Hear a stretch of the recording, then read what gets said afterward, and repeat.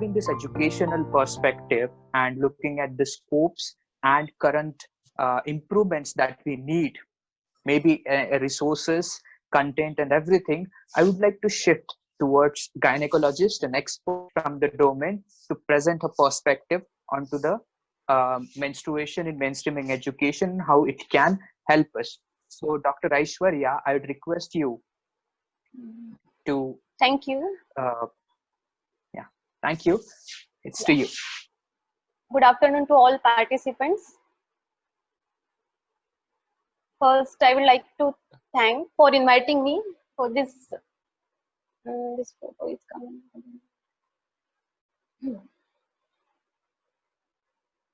This is my this is subject of my passion, for which I like to work.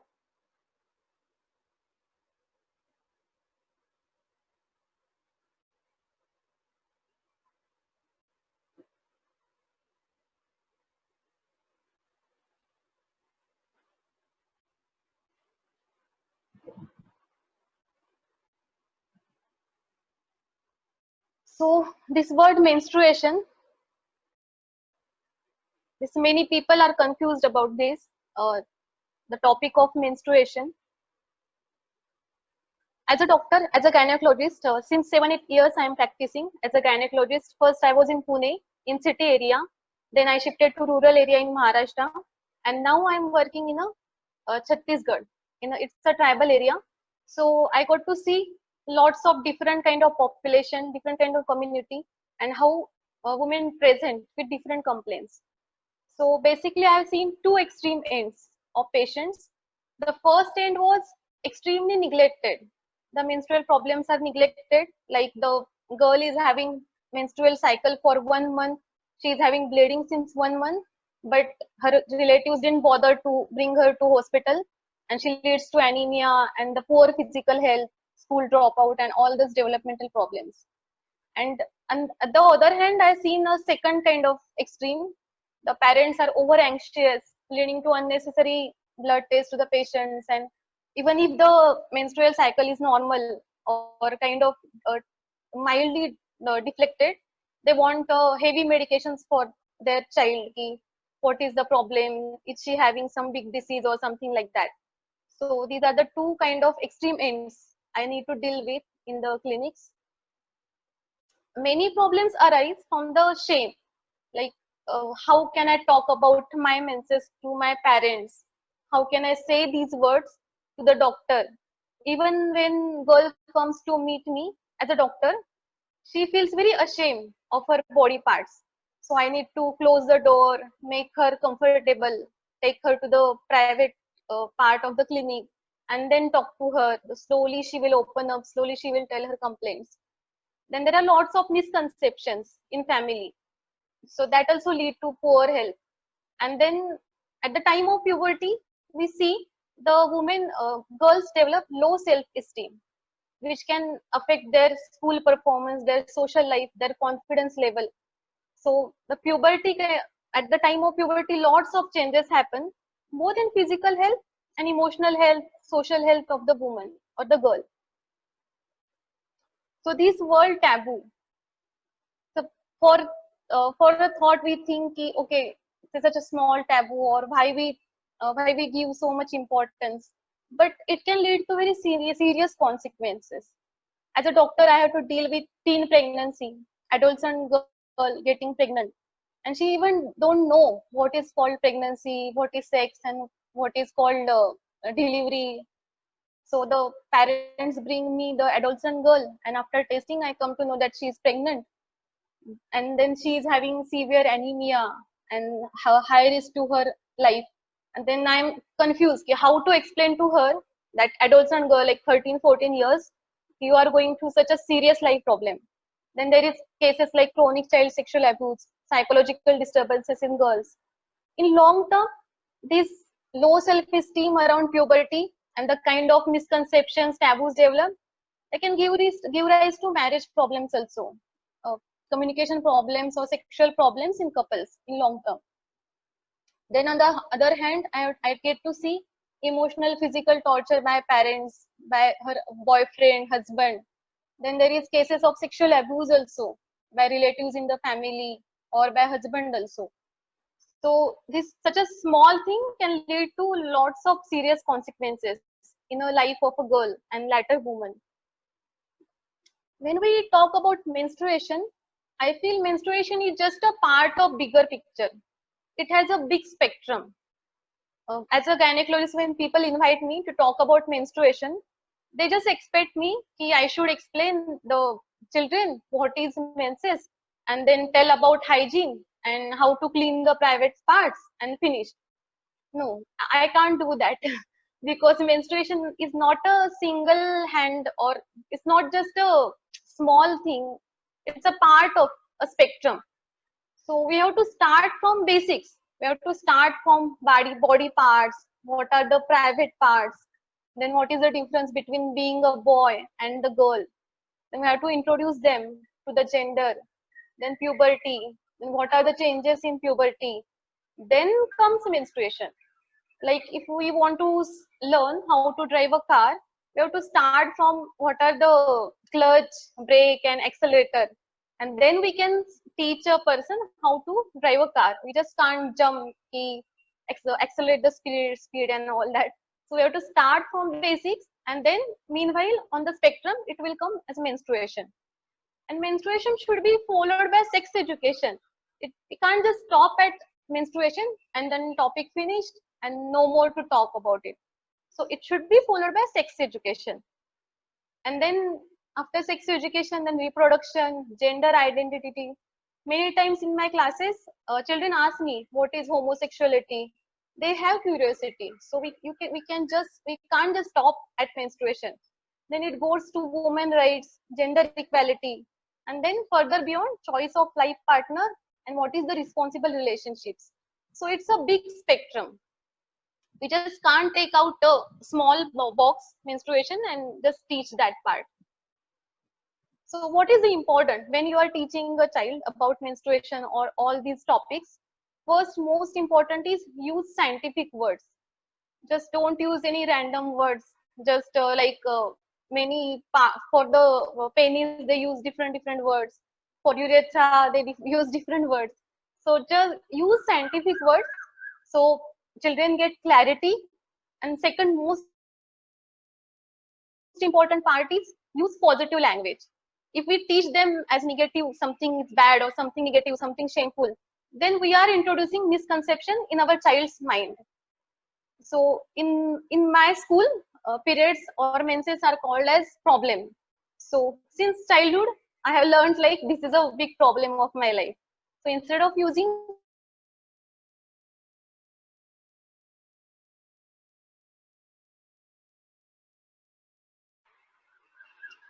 then what is the appropriate age? We just can't fix one age and fix that matter, that this is the matter at this age. No, we can't do that. It's very flexible thing. We have to go with the child's curiosity, child's questions, what child's getting exposed to, what is happening in our child's life. So I will not say ki it should be done very early, but it should not be delayed also. And children are always curious. So even if we don't give them information because of our shyness, our inhibitions, they are going to find out from other sources. And there can be inappropriate sources giving wrong information. Plus, children are experimental also. So what they can't understand, they will try to learn by experimenting. And now it's a world of social media.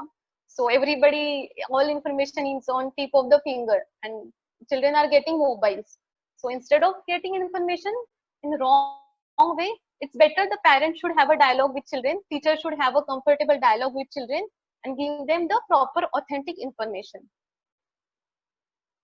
So if we want to fix some ages, then I would like to say that the knowledge of private parts, like what is with all body parts, what are the private parts? Like we say 3 danger areas on body or 3 private parts of the body for little children like 5 years, 6 years, to teach about good touch, bad touch.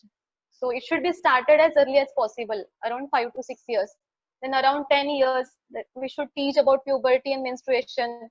Then as child grows up, all other topics will also come. like gender equality, sex education, what is consent, what is child sexual abuse, what is POSCO Act, then gender identity, LGBTQ, choice of sexuality, family planning, STDs, all these topics will also come because sexual abuse and rapes are so much common in society. We can't just drop that topic. So around 16, 18 years, the child or the adolescent should be given all the needed info. And basic is go with the flow. The child will keep asking you questions. So the basic thing is try to answer as much as you can. You can use simple language also. If you think the child is not that much grown up, at least give him basic information in simple language. But just don't leave questions unanswered. Just don't keep questions hanging, because they will ask other people. They will go to other sources if you don't answer. And sometimes reverse can also happen, that you are very comfortable to talk with child, but your child is feeling shy. So give time to child also. He or she should feel comfortable. He should or she should feel curious to know the information. Then one more important thing is the use of abusive words is very common in our society in all languages, English, Marathi, Hindi, whatever regional language. And we have to explain what that word means.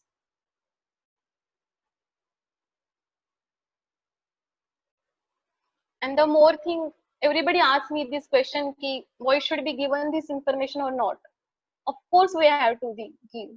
Of course we have to involve all genders. It's just not about girls, but we have to involve boys also.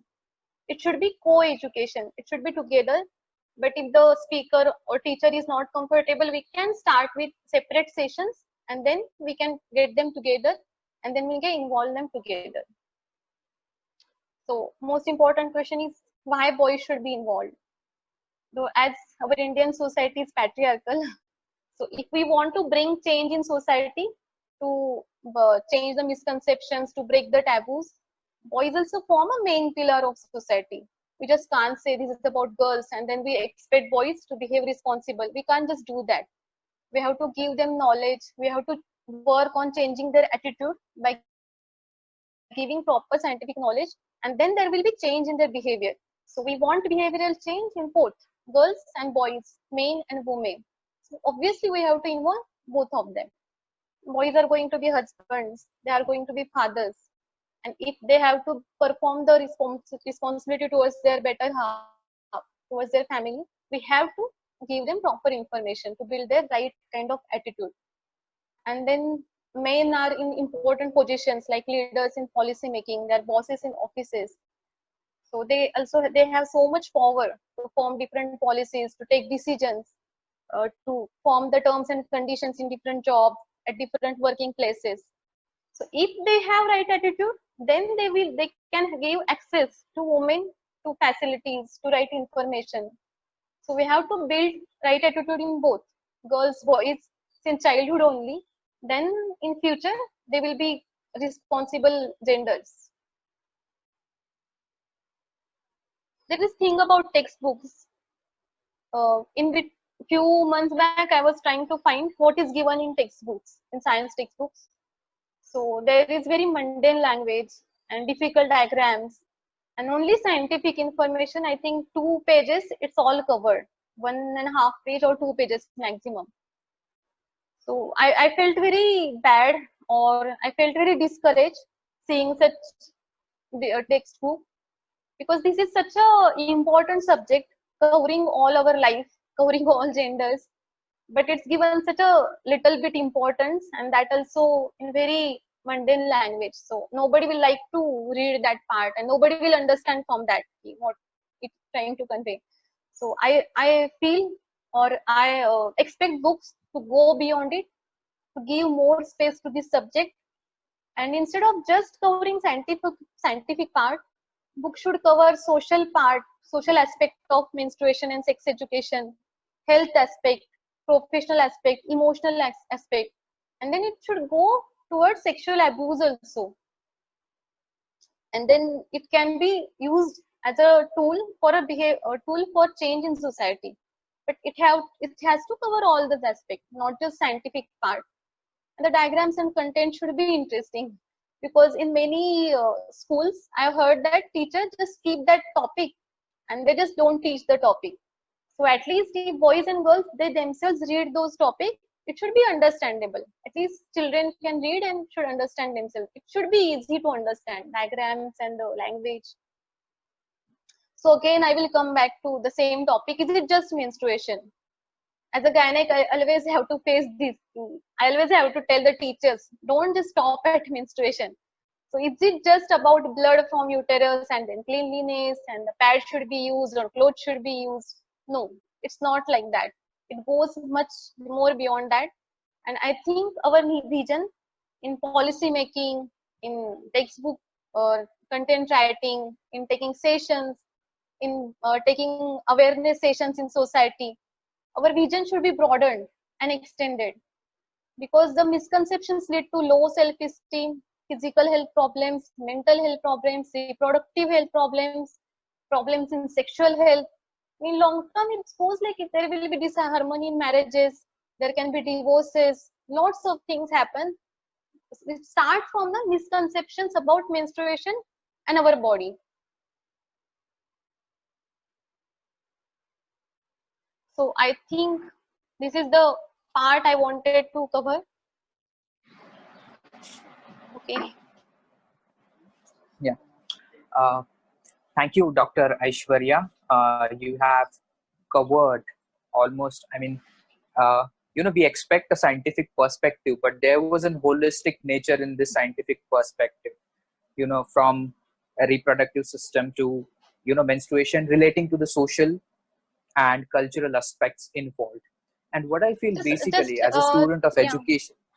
Yeah. Just a small request. Maybe it's expected from me to show the scientific diagrams, but that content is actually available anywhere. Like on Google, you can take the diagrams and scientific what Yeah. is the menstruation. So I didn't cover it. So sorry if I skipped that topic. No, that actually you have given us what we are more than what we have expected, bringing all the stakeholders together, because there is an intersectionality between your presentation and Dr. Madhusudan's presentation that we are not doing enough into curricular planning or educational planning dealing with the issues of menstruation. But as a student of education, I feel that, most of student of education will agree to it, that schools are the miniature societies. They reproduce what is outside, and that is how our system has been growing. So yes, there is a need to the change, and I hope this conference could be, one of the standpoints where we could say that we need more into the education. And this, I have started looking at the menstruation when I was in the college, and this spectral view was even, giving us more understanding to deal with the issue. So, thank you so much for giving us this understanding on, I should say, spectral understanding on menstruation.